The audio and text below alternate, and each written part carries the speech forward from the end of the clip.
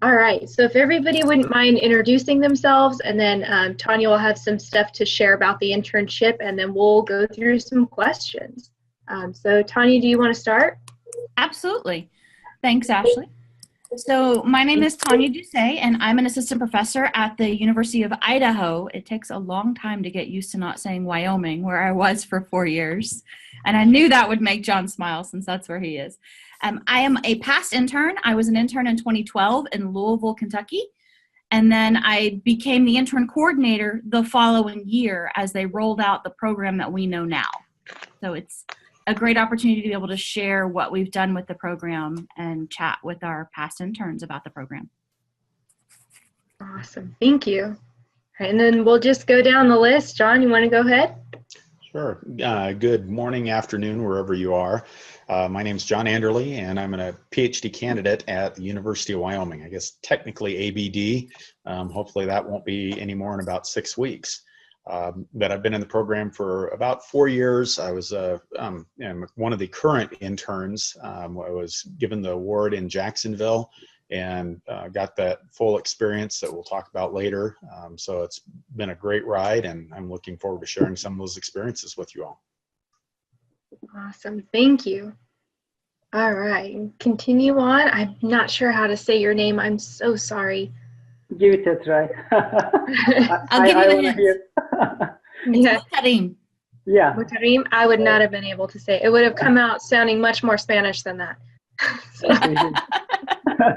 Hello, everyone. Actually, I'm Muhterem Dindar from University of Oulu. I'm a postdoctoral researcher here in Finland. So you might wonder where Oulu is. Actually, if you follow Game of Thrones, it's somewhere on the other side of the wall. In the last few months, our temperature hardly passed above 0 degrees, and these polar long nights. But it's amazing in one sense. And I'm happy to be here with you tonight. Awesome. Thank you for joining us. I appreciate it. And for pronouncing your name so I don't embarrass myself horribly. And but I have to do it again. All right. And then Jason is our last intern joining us today. Hey, how's it going? Can you hear me? Yes, thank you. Hey, it's great to see you guys. Hello, hello. I'm Jason Engerman. I'm out of East Stroudsburg University in the Department of Media and Technology, and I was the 2015 Cochrane, I believe, intern, and I'm excited to be here and share my experiences with you. I haven't seen these people in a while, so it's exciting to see you. Hi, Tanya. Hi, John Lee, Ashley. Hello, and Muhterem. Hello. Hi. Hello, everybody. Awesome. Thank you. And then I'm Ashley McArthur. I am facilitating this on behalf of the Leadership Development Committee. And then we've partnered with the Graduate Student Assembly to publicize this and get the information out to potential intern candidates so they know exactly what the program is, as there seems to have been some confusion with that over the past couple of years when we transitioned to this new type of internship. So that's really spurred the need for these webinars, as well as an opportunity for interns to share about what makes the program so unique and everything that they've been able to get from it. So thank you all for joining us, whether you're here in person or you're joining us later via the YouTube channel. We appreciate you joining us. So with that, Tanya is going to say some stuff about the internship program. And then if you need me, when you need me to click the slides, just let me know. Certainly. Thanks, Ashley. Also, in the interest of full disclosure, I have a wonderful connection to all of our former interns that are on this webinar, which doesn't always get to happen. Obviously, Megan is the current intern coordinator, but Jason and Muhterem are my former interns. I was the coordinator when they were interns, and I was John's co-chair at Wyoming. Now I'm the external committee member. Is that what they call me? So it's kind of fun for me to be on this particular webinar and engage with these former interns and hear what they had to say about their experience. So this particular internship program is not what many people think of when they think of an internship. I actually think of my master's internship where I worked with the National Association of Agricultural Educators. It was an internship. I spent a summer in Washington, D.C. before they moved their headquarters to Louisville, Kentucky. And I was putting together their annual report media guide. And then at the conference, I did a lot of background setup, making sure that people got, like our special guests, got to their locations or helping with tech troubleshooting because I happen to have those skills. It was an actual working internship. This is more of a leadership development opportunity. And we have 3 internships that fall under this umbrella, and that's the Carl F. Strobin internship, the Lee W. Cochran internship, and the Jenny Johnson internship. So the first 2 are selected and completely managed by the Leadership Development Committee. We get financial support from the AECT Foundation. The last one, the Jenny Johnson, is managed under the International Division. And it's not necessarily mentioned here, but off and on over the years, we've also had the ISOM internship to recognize international scholars as well, so that we can take advantage of this global community that we have, because AECT really is an international organization. So under the Strobin and the Cochran internships at the convention, these are the students running around with medals, and actually new professionals with the medals that say AECT and they have the white or the blue ribbon on them. The Strobin internship can only be awarded to a graduate student in the field. The Cochran internship can be awarded to a graduate student or a new professional within 5 years of practicing their professional expertise, whether that's at the master's level or at a postdoctorate level. Both Dr. Strobin and Dr. Cochran really believed in the future of the field, and that's why they worked with the foundation to establish the financial backing for this program. And we are about to celebrate the anniversary of the internship. I'll actually let Jon talk a little bit about that. He's working on a project related to this celebration. And we're excited in Kansas City to be able to share where we've gone with this program, what it's looked like over the years. When I went through the program in 2012, it was very much submitting a record of my leadership responsibilities that I had within AECT and outside of AECT. It was focused on my publication experiences and developing as a scholar. And I even had to include like media that I had produced at some point for different classes. So it was looking at a broad aspect of developing scholars. As of 2013, it shifted to specifically and heavily focus on leadership development, because that was the initial spirit from Dr. Strobin and Dr. Cochran. They wanted to help promote the future leadership of our field, because we can't have a strong organization without future leaders. So there is this expectation that once you complete your intern year, you will begin to give back to the organization. You will serve as a leader, whether that's in divisions or taking on special projects or heading up committees for the AECT Executive Committee. And that's one of the expectations that we do want to see in the applications. Where do you think you're going to go as an intern or as a former intern? The Jenny Johnson internship was named after Dr. Jenny Johnson because of her influence on international scholar development. So it is one of those programs where I love to promote it, but unfortunately I can't answer all the questions about it. That's where I would recommend that if anyone is interested in the Jenny Johnson internship, to contact a member of the International Division or contact Dr. Justine Chen at the University of Wisconsin Extension Service. She is currently in the leadership role in the division who can answer questions about it. Next slide, please. So some highlights. What comes with being an intern? Well, you are featured at the international convention. Sometimes it feels like you're on parade, if you will. You get brought out in front of different groups at different meetings. You're introduced to audiences at general sessions sometimes. You are truly held up as the future of our field, because that's what our interns are. You engage with leaders in the field. So this is where we talk about the medal that you receive, and it's like this big, and it's like your bling. It's your clock. I joke about like different necklaces you could wear. That is your backstage pass.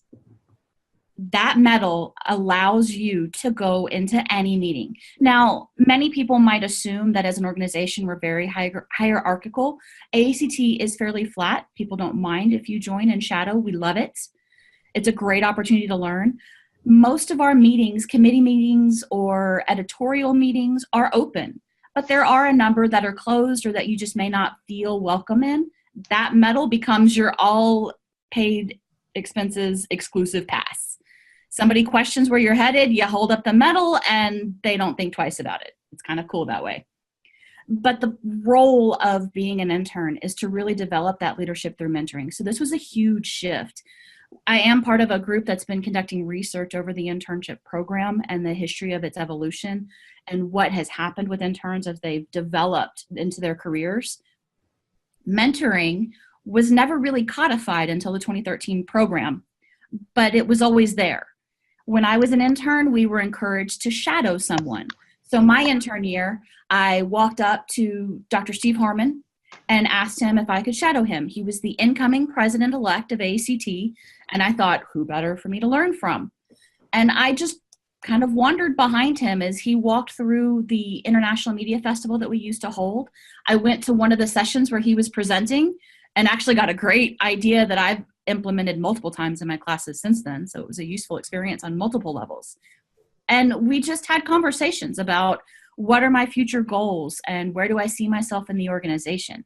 He was one of the first to help me think about developing a leadership trajectory that would work alongside my career path so that I could truly integrate my teaching, my research, and my service and make sure that they weren't divergent, that they were convergent. And that was huge. After I followed Dr. Harmon, I met up with Dr. Mabel Kinsey.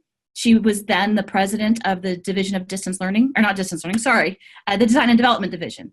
And Mabel was having a great conversation with Ginger from Old Dominion University.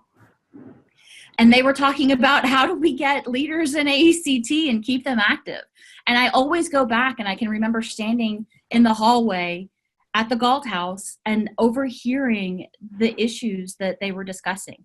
And I was a fly on the wall. I wasn't jumping in. I was certainly welcome to add to the conversation, but I was absorbing everything that they had to share with me. And I can absolutely attribute my leadership growth to that experience. So we want our interns to connect. We've gotten to the point now where you are assigned an actual mentor in the program. And the Leadership Development Committee has been working over the last 2 years to really strengthen that component, to follow up and make sure that the mentor and the protege are getting what they both need from this relationship and that we're making a good match. Or if it is a poor match, let's find someone else to work with that intern to help make sure that they can develop. It's to benefit both people. So we want to make sure that it's successful. Next slide. Eligibility is one of the key questions we get because as of 2013, the new professional component came into the picture. Prior to that, it was graduate students only. And it is 3 years. Sorry, I think earlier I said 5. So we want to help develop the next generation. And that means that it doesn't just stop from the moment you get that hood and cross the stage, that you're still developing in those first 3 years. If you think about a traditional tenure track academic position, year 3 is when a lot of institutions will give you that midpoint review. Some universities will do an annual review, but year 3 is still held up as a high threshold. When I think about my years in industry working as an instructional designer, year 3 is about the time that you really develop your identity in your profession. So that's why we wanted to take advantage of that first 3-year development window to make this a program that truly fit anyone's needs, because it's not just about going into a tenure track position. It's about developing a professional in educational communications and technology. So you are eligible as a current graduate student, and it doesn't matter if you just started your program, but when you look at the criteria, you'll see when it would make sense for you to apply. I've met a number of graduate students who say, I just can't manage this while I'm a student. It's not something I'm ready to think about. And that's okay, because you still have that 3-year window after graduation to submit your application. And we have had 2 professionals serve as interns since the program changed over in 2013. Next slide. So what is that selection criteria and what does it look like? Well, first and foremost, please, please, please visit the website you see at the bottom of this slide, aect.org/intern program, because this is spelled out for you, including a rubric. Earlier, Ashley mentioned that we are working on revising those rubrics. When the program rolled out in 2013, they said, well, these are the things we're looking for. But we didn't have a rubric established. So the rubric you see was an initial stab by a small committee of, well, how can we somehow objectively evaluate what we're looking for, and that's service. It doesn't necessarily have to be service to AECT, but you need to have that service-oriented mindset. And if you look at almost any faculty position, service is a component of your job expectation. When I worked for the Engineering Extension Service, it was a service-oriented organization. But then I looked at some of my colleagues in other organizations. One of our AECT leaders just recently left her position at Quicken Loans. She doesn't have to engage in service, but she's a fantastic example of recognizing the value that service gives in building and continuing our field.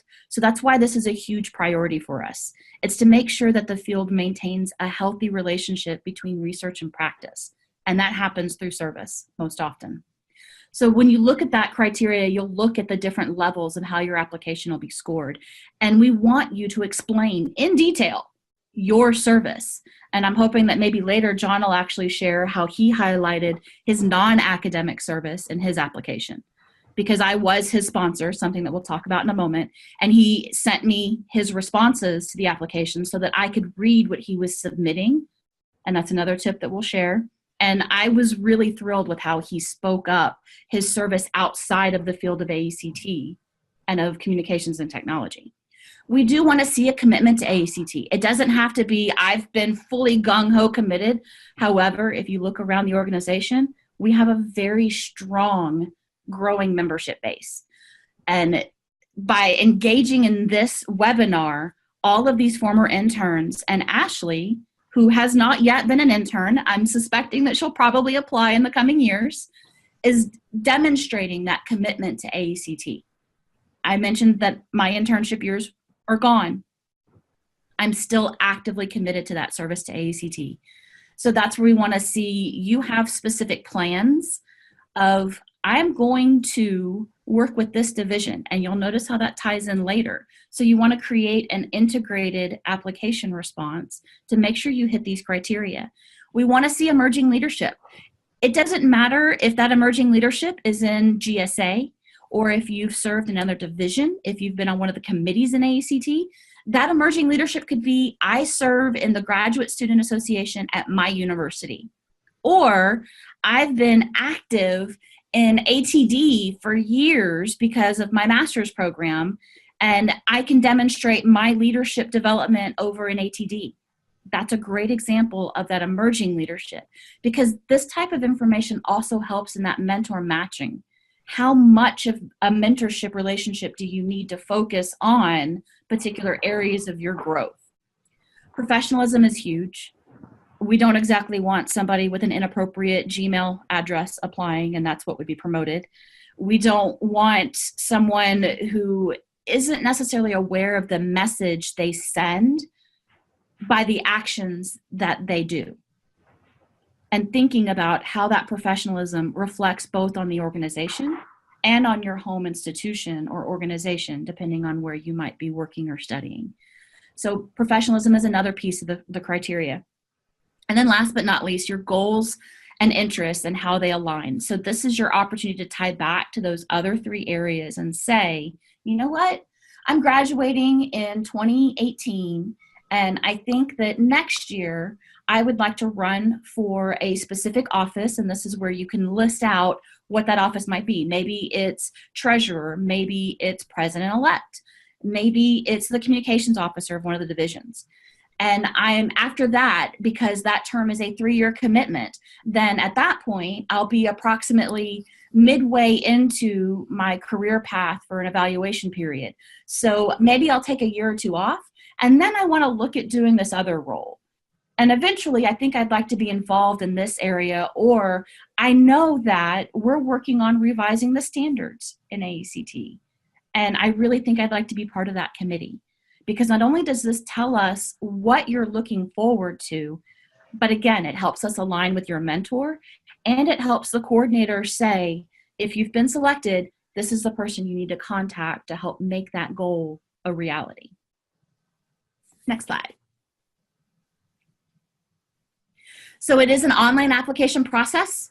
You do have a candidate statement that includes little narrative blocks that address the prompts. You have to upload your CV, your resume, if you're going the professional track and not the academic track.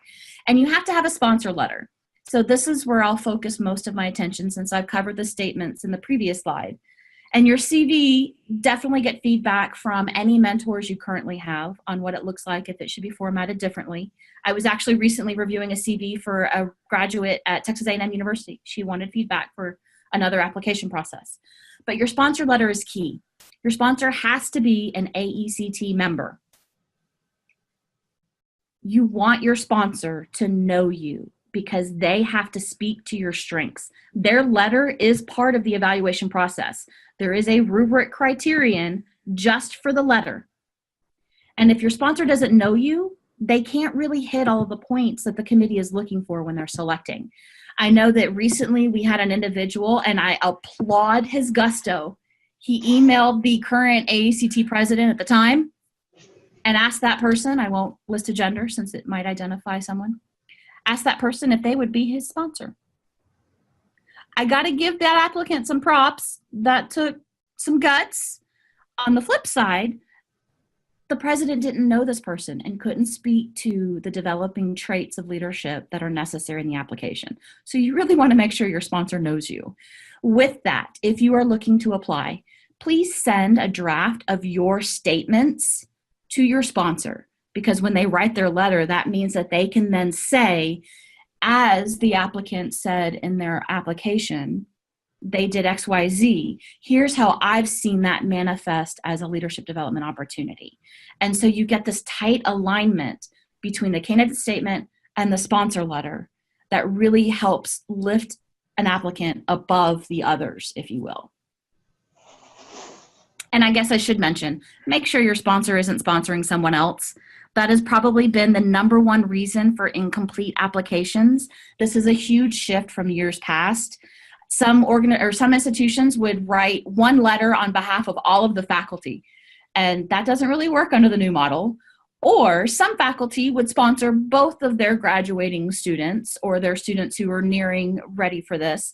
And then we have to write back and say, well, you must choose one child to survive. It's not a pleasant email to send. So please ask your sponsor in advance and make sure that they are not sponsoring another student. I will say this, the coordinator, and Megan is doing the same thing I did before. The coordinator, if given enough time, AKA don't submit 2 days before the deadline, can identify where a sponsor has submitted for multiple students and can contact the sponsor to find out who do they want to stay with, and then work with the other applicant to arrange another sponsor. We've done it in the past. We will always do that because we know that sometimes the applicant just doesn't know because the sponsor didn't tell them, or maybe the applicant didn't think to ask. So that's definitely something to mention. You also don't have to collect that letter yourself. You just enter your sponsor's name and email address, and they will be contacted to upload that sponsor letter. Next slide. So these are those key things to remember. It has to be a current member, only one sponsor per applicant, like you can't have multiple students or new professionals, and you want them to be knowledgeable about you. Next slide. So here's our timeline for this year. It always alters slightly just based off of days of the week. The application system will open on April 2nd. It will close on June 4th. The selection will come by July 26th. So this always coincides with the summer leadership program where the executive board can approve the recommendations from the leadership development committee who oversees this process. I'll also mention here that it is a committee selection and the coordinator has zero role in making that choice. So this was actually something that I was very careful with Jon. As long as I was the coordinator, he was not allowed to apply because we did not want that conflict of interest, even though I didn't have a decision-making role. So we waited until after I was no longer the coordinator, and he could apply then since I wouldn't have any information on that process. The committee makeup does change every year. It is comprised of a former intern, a former president of AECT, and a former president of the AECT Foundation. So looking at our leaders in the field and asking them to review these applications. And so we never reveal the names of the individuals, but an intern coordinator will contact from the list of each column and invite them to participate on the committee that year. So the process essentially looks like a shifting, taking a look at those rubric scores. And that's the first piece. It's a quantitative piece. And that's why you want to make sure you attend to that rubric, because there are categories. And you want to make sure that you don't score a 0 on a category, because that's likely going to result in immediate elimination. And you want to make sure that you're towards the other end of the rubric so that your score will come out higher. So looking at years of experience in the organization and looking at your rubric scores, that takes the pool, which is like a big funnel, and narrows it to a short list. That short list is then given to the selection committee, and they go through every application. They read every response, and then they're taking a look at the qualitative pieces, and they have a discussion. And the intern coordinator is there to simply facilitate or guide the question, make sure that they stay on the time, make sure that they can answer questions related to the selection. They can't provide any additional information about the candidates. Doesn't matter if they know them or not. They can't say, oh, well, I know this person and they do this, but that wasn't in their application. Doesn't happen. We don't allow for that. That person is a fly on the wall, if you will. So for all of the selection meetings, I basically would sit there and watch the clock and take notes so that the members didn't have to. And then in the last 15 minutes, I would chime in and say, based off the conversation, this is what I'm hearing. These individuals seem to be your top 4. This year, we can have X number of interns, 1 Strobin intern, and anywhere from 1 to 4 Cochrane, depending on the fund health that year, how many can we financially support. So based off of that number, this is what I'm hearing. Who do you want for your Strobin intern? It is the top applicant who is a graduate student and stands out amongst all the others.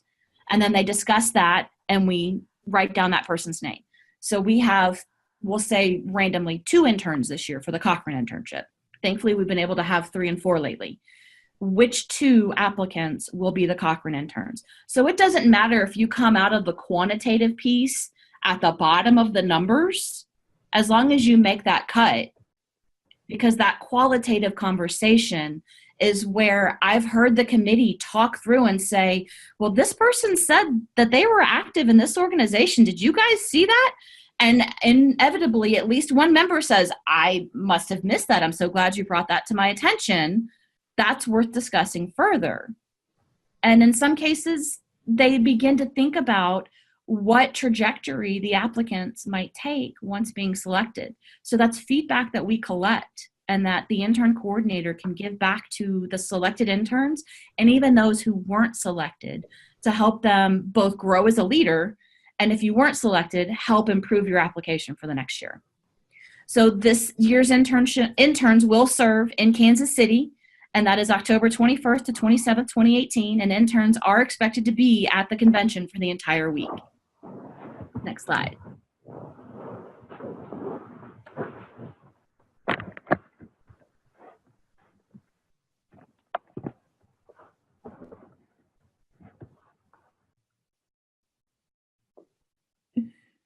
Probably help if I unmute myself, huh? That's all of our slides, so now we're on to questions. Yay. And now you guys can talk. Yeah, well, and you too, Tonia, if you want to share about your experience too. So the first question I have is, how did you begin your leadership quest in AECT? Is there a particular order you guys want to answer this in, or do you just want to go for it? No feedback? All right, I vote just go for it. So how did you begin your leadership quest in AECT? What helped you start this whole process? Right, I'll go ahead and jump in. Tonia actually started the whole process for me. Within about the first 5 seconds of me being on campus, she said there's an expectation within this program that you will join AECT, and an expectation within the people that within this program, the faculty, that you'll participate in leadership activities. And Tonia had known a lot of my prior history, and I had some prior leadership area in prior career and in public service that I do around the community. But this, in an academic environment, is so much different. It's a much more collaborative, enjoyable type of leadership experience. So I was able to leverage some of my past experiences in career and community and really put that into college. And that was really, I'm glad that I had that opportunity and that expectation to start with, because it's really opened a lot of doors for me to where some exciting things will hopefully be happening here in the next couple of months. Awesome. Thank you. All right, who's next? How did you start your leadership quest in AECT? Okay, I guess I can continue. It was 2013 when I first attended the AECT conference, actually. I'm a Jenny Johnson intern, meaning that I'm a non-US citizen doing my PhD in a non-US university. So I was a PhD student in Turkey that time, actually. So when I first attended the conference, I saw these interns around and also the intern table just beside the registration desk, and that grabbed my attention. And luckily there was an intern that year, a Turkish student actually, Fırat. So he was the intern that year, and I asked about this internship thing, like what is it about and what it means and how do we apply for it. And the other year I completed my application, and 2014 I was the Jenny Johnson intern. That's how I started my quest. Awesome, thank you. Right. So I'll go last here. My experience was much like John Lee's. When I got to AECT in 2013, a good friend of mine, Dr. Tonia A, had already been both president of Graduate Student Association, or Assembly rather, and also was an intern the previous year, obviously, with Dr. Dousay. So when I got there, Tudelany understood who I was and what I was interested in, and understood that I had leadership qualities. So he encouraged that I would apply for president of Graduate Student Assembly. And then at that point, I really fell in love with the environment, with the professional environment, with the people there. And not only did I think, apply that year for Graduate Student Assembly president, the following year, I decided I would become an intern, or at least attempt to. In the first year, I did not get it. I did not receive the internship in that year, and the reason was because I didn't put enough, I think, work or time into the organization at that point. And then the following year, I guess I did a decent job in my leadership role as Graduate Student Assembly president.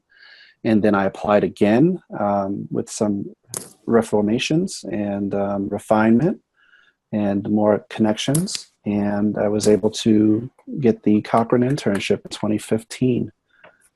And the rest is history, I guess. Awesome, thank you. All right, so our next question is, do you have any tips for those who desire to be AECT leaders? And then we'll just go in that same order so things are streamlined and easier. But yeah, what are your tips for people who would like to be AECT leaders? For me, it's get involved right now, whether it's helping co-author a History Corner article or a GSA Musings. You can join any of the divisions once you're an AECT member, in multiple divisions if you want. I highly encourage joining the GSA. We have a lot of projects going on. Our president this year is Dousay Aldemir from Penn State as well. And Dousay has been an outstanding leader, has really motivated a lot of the folks to come up with different ideas for webinars, for newsletters, for partnerships, and for publications. So get involved in some of that. Run for an office. We have a lot of different types of offices available within the GSA, and start showing that you have some of that leadership capability within the organization, and do what you can to volunteer outside of the organization. If you're a member of a local fundraising group or anything that involves showing a little bit above and beyond the others who might apply. Awesome, thank you. Well, I agree with John Lee. Definitely, you can't be a leader in a context you don't belong to. So the first step should be that getting involved with the AECT events and the divisions. But my tip is for the applicants who are applying from overseas, actually, non-US citizens. So one of the challenges is actually getting the sponsor letters. And my chance was that okay, I had to submit 2 sponsor letters. My supervisor was an AECT member, but how am I going to get the second one? How I was going to get the second one? So luckily in 2013 conference, I had the chance to meet several professors from AECT and had discussions on my thesis and my future projects and the stuff. And we kind of formed a bond and contact with them, and I was in touch with them. So I managed to get the second sponsor letter from one of the professors actually I met in the previous AECT conference. So in that sense, I would suggest to international applicants to approach as many professors from the AECT during the conference as possible and try to form contacts. That would be really helpful. Awesome, thank you. Yeah, so there's 2 things I would say. I've got a 3-year-old son, and he says, I want to be a doctor. He loves watching Grey's Anatomy, like religiously, 8 o'clock on Thursdays. He's in front of the television, and he just loves it. He loves it to death. And he says, I want to be a doctor. And I look at him and I say, well, you are a doctor. Now, what would a doctor do? So the same thing would apply here. If you want to be a leader, you are a leader. Now, what would a leader do? And then you identify other people that you can help lead and give and support with your skills and talents. So that's kind of where I start. I jump in, like John Lee said, and the other gentleman just said. What I would do for yourself is identify who you are and what you do within the field, who you are and what you do. And then the second is where you want to be. And then the third is how you can use your skills and talents to give and add value to others. So number 1, you need to identify who you are and what you do. So for me, I was able to say, well, I'm an educator. I love educating, and I love games and game-based learning. That's the type of work that I'm doing. And I'm looking at the intersection of interactive media and underrepresented populations. So that's what I do. What do I want to do? I want to enhance and increase opportunities for underrepresented populations through those mediums and design environments that will help improve who they are and what they do. And then how can I give my skills and talents? Well, I have leadership skills and talents. I have coaching skills and talents. I have communication and writing skills and talents that I've done already, and leadership skills and talents that I've done already that I can add and give to an organization or a group of people to help enhance and add value to their goals and agendas. Awesome, thank you. All right, so our next question, this is a good one. Is convention week truly as busy as they say? Because that is kind of the ongoing thing that we do hear about in GSA is it's so busy, it's so busy, it's so busy. You don't have time to sleep, you don't have time to do anything. Is it really that busy? Was it that busy for you? For me, it really depends on what fuels you. What fuels me is social interaction. I love to be around people. I love to talk and to meet new people and make friends from different countries and different walks of life. And so it's kind of a double-edged sword. The first part of it, yes, you are busy during that time. However, you're not so busy that you don't actually get sleep, unless you have a roommate that has some serious health issues, and that can cut into your sleep a little bit. But every morning when I got up, I was so excited to get back down to breakfast and find out who we were going to meet with, because you start out the day with meeting with leaders from AECT and past interns and people who can really help you plan your trajectory within the organization. And then from there, it's just on to activity after activity. And you still get time to do presentation of research. You still get time to pick who you want to go to lunch with, who you want to go out to dinner with. If you are involved with a division already, there's usually division activities during the convention. So it is busy, but if you're someone who feeds off of that type of energy that's there, the entire week will be over before you know it. Yes, I agree with John Lee.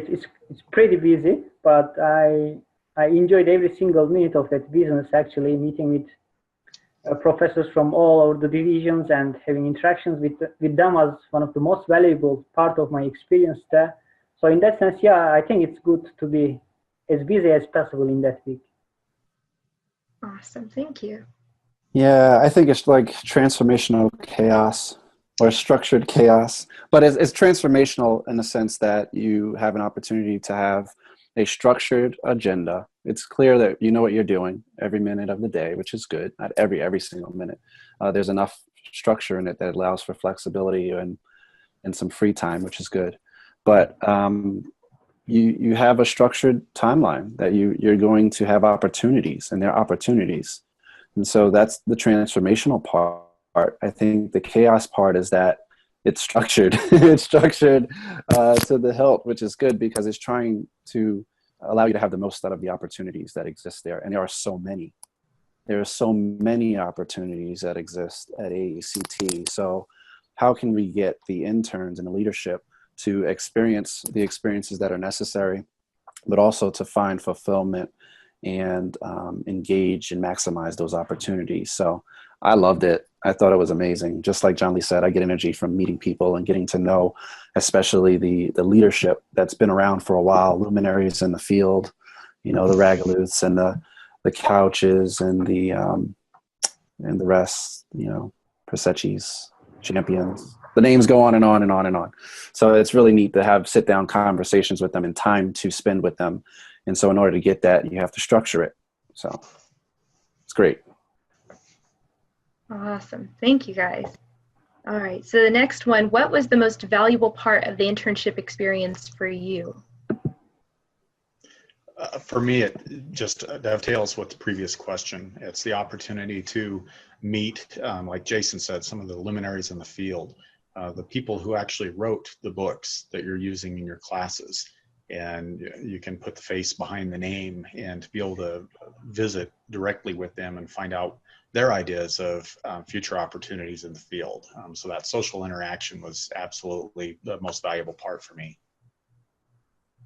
Awesome. Thank you. For me, the most valuable part was that getting involved or seeing getting involved with the tradition, with the association, who has very deep historical roots. Actually, it was the first time for me being part of an organization who just started decades ago, and then the energy and the synergy is still going on. So it was very valuable for me.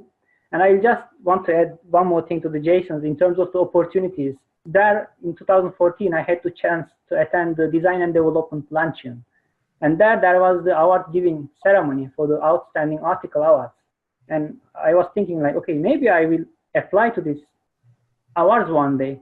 And in 2017, actually, my article got the Outstanding Article Award from the Design and Development Division. So it was an opportunity, actually, I realized in that luncheon, and I was lucky to receive it last year. Congratulations. Awesome. Thank you. Yeah, for me, again, it's in twofold. The first is being able to see behind the scenes of how AECT is developed. You're usually either a consumer or producer, and a lot of people, they go to conferences and they just consume.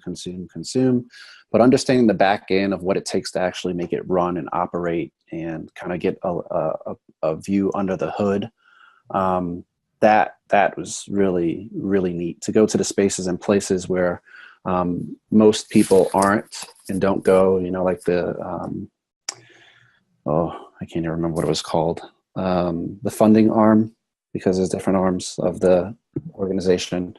But being able to see them and then have conversations with past presidents face to face and open up and be vulnerable with them, be able to ask questions directly to them is invaluable. I just remember having conversations with Sharon Williams and Dr. Ragaluth, and those are incredible luminaries in the field, and have the opportunity just to ask them whatever questions that you might have on your mind, especially in the seat that you are, knowing that, where they are is where you want to be.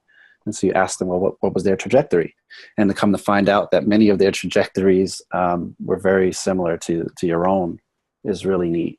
It's really neat revelations. Awesome. Thank you. All right, next one. See, what was the most challenging aspect of the internship? For me, that's a tough one. I guess to some extent, the formal scheduling presents a challenge, just because there's so many different presentations that you would love to see from colleagues, from other people, and you're scheduled to be somewhere else during that time. So that was challenging, but I certainly wouldn't give it up for anything. Thank you. For me, the most challenging part was the Socratic seminar. Socratic seminar is you come up with a question and you sit in front of almost a dozen professors mostly from international division, and maybe there was a miscommunication and I didn't know about that Socratic seminar. So just like maybe 10 or 15 minutes before the seminar, Professor Doyle just approached me and said like, am I ready for the seminar? And I said like, which seminar? He said Socratic seminar, and you have to come up with a question, and then we will discuss the question with the other professors. So I was a bit stressed, like that 10 minutes was quite stressful for me, but I was lucky to come up with a question, and then of course the discussion and the seminar went all well, but it was challenging. So I would like to note that if you are a Jenny Johnson intern, be prepared for the Socratic seminar as well. Thank you. Yeah, it was a while ago. I'm trying to remember. I think I might have been president at the same time that I was interning. Is that correct? Yeah, I would take a longer approach to that. So for me, I had unique challenges. I was trying to multitask the responsibility of being president of the organization of the Graduate Student Assembly, as well as complete the responsibilities for the internship. So I just remember trying to prepare as best I could for both and being split in two different directions. Luckily, I had incredible help and support. John Lee was coming right in after me, and he was just amazing. And from the beginning, so he was helping out long before, so he just rolled right in and was a champion in that regard. So I was very appreciative of that, and we had a great support team with Wendy Gentry as well. She was the communications officer, and so we had support and understanding, which is great. Tonia as well, she was also president at one point of the Graduate Student Association Assembly.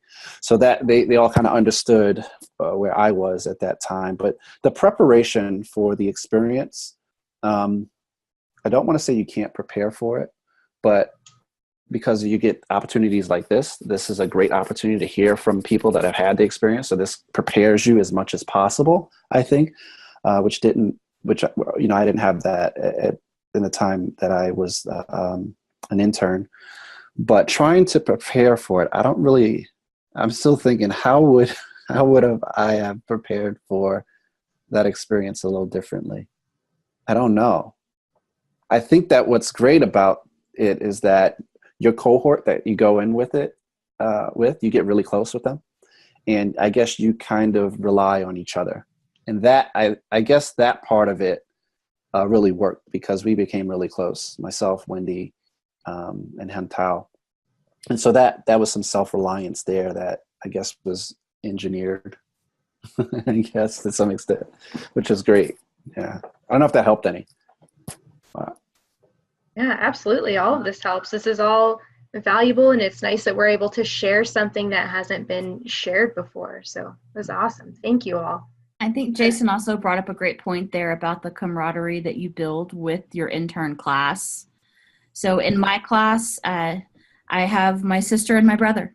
That's how I still refer to them. It's been 6 years. Tudelaney, who Jason mentioned earlier, is my brother from another mother, and we actively research together. We guest edited a special issue of Tech Trends together. We present together all the time. We meetings on Skype every few weeks. We're very close. My sister was actually our Jenny Johnson intern that year, and I think she's in Taiwan. She might be globetrotting for all I know. She's always somewhere new. And we still communicate and update. And when I just recently moved to Idaho, she sent me a nice little note from overseas with a little present from one of her trips. Jared Borup was one of the other interns in my class. He's at George Mason University, and I love getting to connect with him whenever I can. When we were on the job market, he and I realized that we were following each other to different institutions for our campus visits. And it was because he went to, I won't name the institution, he went to this institution to give his job talk. And on the desktop of the computer was my PowerPoint from my talk the previous week. So he texted me and was like, hey, were you just here? And then that created this extension where he and I started to talk about and judge the places we were interviewing. Well, what do you think about this person? And what about this expectation that they had? And I knew when he was going to turn down a job. And then 20 minutes later, I got the phone call from that dean offering it to me. It was kind of funny. So you form a great camaraderie, and you might be only close to one, or you might be close to all of them. I had a very large intern class. Sanem is back in Turkey as a researcher. Two of our folks have kind of disappeared. They've been active sporadically as they've had to move from institution to institution, but that's a great resource that you develop from this program. Awesome. Thank you. So we have about 7 minutes left or so. I know Tonia mentioned the anniversary plan, so this is kind of a big thing. Jon, did you want to share about that at all? Sure, I could put you on the spot too, Ashley. Ashley and I are two of the co-authors on a Tech Trends History Corner article that essentially distills down an article that Tonia wrote with, I can't remember who offhand, but talks about some of the expectations of the current iteration of the internship program, talks about the experiences. We did get with Dr. Anna Donaldson, who's coordinating the panel that will be held in Kansas City to celebrate the 40th anniversary of the internship. All former interns are invited and invited to bring their medals as well for a somewhat of a social mixer after the panel. So hopefully that will show up in Tech Trends in the June-July timeframe, so we'll be able to get that advertisement out. So there's a lot of excitement going into Kansas City on celebrating 4 decades. And to be fair, the internship program actually started years and years before 1978. It just wasn't formalized until 1978. So this is the 40th anniversary of the formalization of it. And the article he mentioned, it was a report for the Leadership Development Committee. And on that subcommittee were also Megan Murtaugh, who is the current intern coordinator, Heather Leary, who's also an LDC member, and Brandy Walker, another LDC member. So they helped me comb through the archives that we had. We also sent out a brief survey to former interns to try to collect as much information we could. And essentially it was to capture what were the expectations when they were an intern, because we really didn't know what that looked like. And who was the intern coordinator or coordinators when they were an intern? Was there active mentoring? Did they engage in some sort of a project or publication? And we found some interesting results that were all over the place. Some said that it was just expected. Others said that they saw it codified somewhere. So it was interesting for us to gather that information. So we handed the report over to our developing scholars in the field and said, hey, you guys want to get a publication out of this? Take this nice long report and condense it to this tiny little column. And oh, by the way, we're doing the celebration too, so leave some space to talk about that. And you have 1,200 words. Yeah. So thank you guys for taking on that challenge. Don't thank us yet. We'll see how it ends up. Jon did an excellent job leading that. It's been a pleasure working with everybody. And so with that, thank you guys for joining us today and sharing your insight and providing some helpful guidance for people who are interested in this program. If you are an intern candidate or an interested intern candidate, or just kind of getting your feet wet in the organization and want to learn more about this, please visit the website at the bottom of the page. That is your hub for everything related to this. And then if you have questions, please let us know. We are absolutely happy to answer them. So thank you all again for your time. It's so important for everybody interested and involved in this project, and we're so appreciative. So thank you all very much.